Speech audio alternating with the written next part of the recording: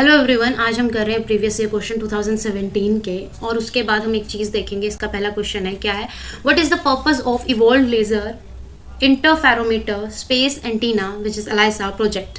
तो ये प्रोजेक्ट था, एलाइसा जो प्रोजेक्ट था, ये था किस एजेंसी ने ये मिशन शुरू किया था, किस एजेंसी का ये प्रोजेक्ट है? ये था यूरोपियन स्पेस एजेंसी का प्रोजेक्ट था। तो हमें सिर्फ इंडियन एजेंसीज के प्रोजेक्ट नहीं करने हैं, हमें वो प्रोजेक्ट भी करने हैं जो दूसरी स्पेस एजेंसीज है इंडिया को छोड़कर। उसके बाद जो ये प्रोजेक्ट है, इसे क्या डिटेक्ट करता था? To detect the gravitational waves. ठीक है, उसके बाद बात करेंगे हम अगले क्वेश्चन पे, what is the application of somatic cell nuclear transfer technology. पहला है production of biolarvicides, manufacture of biodegradable plastic, reproduction cloning of animals and production of organisms free of diseases. Somatic cell क्या है? Somatic cell कौन से cell होते हैं? जो एक होते हैं हमारे रिप्रोडक्टिव सेल्स, ठीक है, एग और स्पर्म, रिप्रोडक्टिव सेल्स, ठीक है, इनको छोड़ के, रिप्रोडक्टिव सेल्स को छोड़ के बाकी जो भी टिश्यूज जो हमारी बॉडी के होते हैं, जो भी सेल्स होते हैं, उन्हें क्या बोलते हैं? Somatic cell. अब somatic cell nuclear transfer technology, ये एक बायोटेक्नोलॉजी है जिसके अंदर क्या करते हैं, अनन्यूक्लिएटेड एग लेते हैं और उसको ट्रांसफर करते हैं। उसमें क्या ट्रांसफर करते हैं? सोमेटिक न्यूक्लियस, सोमेटिक सेल का न्यूक्लियस उसमें ट्रांसफर करते हैं। ठीक है, तो ये जो इस तरीके की जो ब्रीडिंग होती है, इस तरीके की जो ब्रीडिंग होती है जिसमें रिप्रोडक्टिव न्यूक्लियस नहीं होता, रिप्रोडक्टिव सेल का न्यूक्लियस नहीं होता, उसे बोलते हैं क्लोनिंग। ठीक है, उसे क्या बोलते हैं? Reproductive cloning of animal. ठीक है, उससे कुछ प्रोड्यूस तो होगा, लेकिन रिप्रोड्यूस तो होगा, लेकिन वो क्या होगा? क्लोन होगा। ठीक है, क्लोन ऑफ एनिमल। क्लोन क्या है? जो 100% आइडेंटिकल होता है, ठीक है, पेरेंट के। और दूसरा क्या है कि जो हरियाणा में एक सिटी है, डिस्ट्रिक्ट है करनाल, उसके अंदर NDRI है। This is the largest diary in the Asia. लेकिन एक चीज़ है, ये जो है यहाँ पे रिसर्च वर्क भी बहुत होता है। तो यहाँ पे क्लोन बना था, ठीक है, यहाँ पे क्लोन बना था विच इज़ कॉल्ड गरिमा, और एक शीप जो बनी थी उसको बोलते हैं डॉली। ठीक है,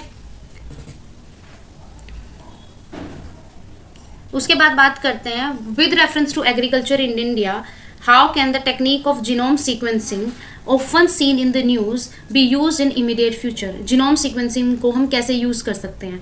पहली बात है जीनोम, जीनोम होता क्या है, उसके बाद हम देखेंगे जीनोम सीक्वेंसिंग क्या होती है। ठीक है, जीनोम क्या है? Complete set of DNA in a organism. जो जेनेटिक मटेरियल है उसे क्या बोलते हैं हम? जीनोम। जेनेटिक मटेरियल को हम क्या बोल रहे हैं? जीनोम। उसको सीक्वेंस से लगाना, ठीक है, किसी भी लेबोरेटरी में, ठीक है, एक किसी भी ऑर्गेनिज्म के जीनोम को, जेनेटिक मटेरियल को लेबोरेटरी के अंदर सीक्वेंस में लगाना इज कॉल्ड, लैब के अंदर उसको सीक्वेंस में लगाना जेनेटिक मटेरियल को, कि ये अगर मान लो कि अपना DNA में अपने ये होते हैं ना, न्यूक्लियॉन्स होते हैं, तो उनको उस हिसाब से लगाना कि मान लो एक ऑर्गेनिज्म, ए ऑर्गेनिज्म लिया हमने, ए ऑर्गेनिज्म का DNA और जो हमने लैब में बनाया DNA मटेरियल से, उन दोनों का जो सीक्वेंस है वो सेम होगा। तो मान लो पहले ABC है, तो उसमें जो ऑर्गेनिज्म है उसका भी ABC ही सीक्वेंस होगा। ऐसा नहीं होगा कि CBA ऊपर नीचे नहीं हो सकता। ठीक है, सीक्वेंस मैटर करता है। ठीक है, तो इससे सीक्वेंस अगर हम लैब में हम अगर सीक्वेंस बना सकते हैं किसी भी ऑर्गेनिज्म का, तो उससे क्या हो सकता है? ठीक है, हम उसका जेनेटिक मेकिंग कर सकते हैं। तो हम ये भी देख सकते हैं कि लैब के अंदर ही कि इसके अंदर ये डिसीज रेजिस्टेंस किस चीज़ से है। ठीक है, तो उसकी जो क्रॉप प्लांट्स हैं उनके अंदर देख सकते हैं कि ड्रॉट टॉलरेंस हम उसकी बढ़ा सकते हैं। ठीक है, टेक्निक हम यूज़ करेंगे reducing the time required to develop new variety of crop. आप उसको मल्टीप्लाई कर सकते हो क्रॉप को जीनोम सीक्वेंसिंग से। ठीक है, कॉटन जो है हमारा BT वो यही है। ठीक है, इसी तरीके से जीनोम सीक्वेंसिंग से ही बना है। और जो वो कॉटन है ना, वो कॉटन BT वो सिर्फ ओनली प्रोडक्ट है जो cotton BT is the only product जो लैब से जीनोमिक सीक्वेंस से बना है और उसको ग्रो करने के लिए परमिशन है। ठीक है, it can be use to decipher the host pathogen. मतलब आप डिसाइफर का मतलब क्या होता है? मतलब आप अनक्लियर है जिस चीज़ के बारे में, उसे क्लियर कर सकते हैं, उस इन्फॉर्मेशन को डिकोड कर सकते हैं, जैसे कि the host pathogen relation in crop. तो ये तीनों ही सही हैं। ठीक है, जीनोम सीक्वेंसिंग पे। तो जीनोम सीक्वेंसिंग समझ में आई क्या है? ठीक है,